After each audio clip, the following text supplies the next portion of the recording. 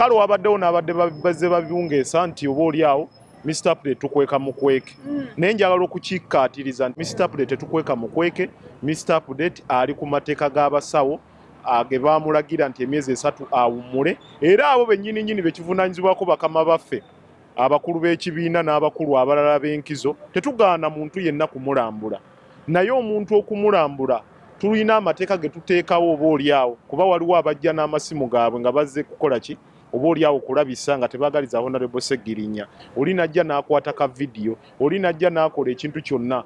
Abantu abafuna ebifaananyi beebo bokka ababa ab'enkizo abakkiriziddwa okugeza nga Secretary General recently mwamulaba nga amukyaliddeko era ne yeekubya naye ekifaananyi ekirungi ennyo nakati ekitrendinga. So tetulina ngeri yonna gye tugaana mu bantu, naye tukyagoberera amateeka g'abasawo. Amateeka g'abasawo ganaabeeranga ebbanga liweddeko lye baatuwa, abantu bajja kukkirizibwa okubeera nti bakyalanga bulijjo, saako n'okulaba nti tukola enteekateeka Mr. Plate okulabikako eri abantu mu press conference ne mu dduwa.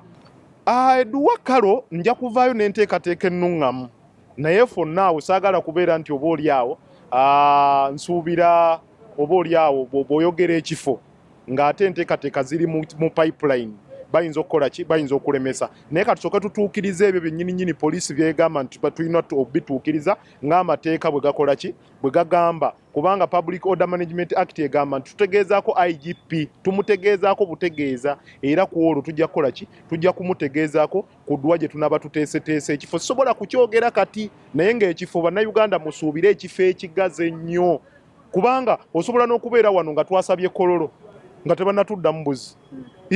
Kololo tumwetaaga kubanga Kololo of recent ekibiina kyaffe kya National Unity Platform kyamusaba ne bagamba nti waliwo bye bakolerawo, kuba dduwa eno si yakaakati, dduwa ya mugwa mwenda.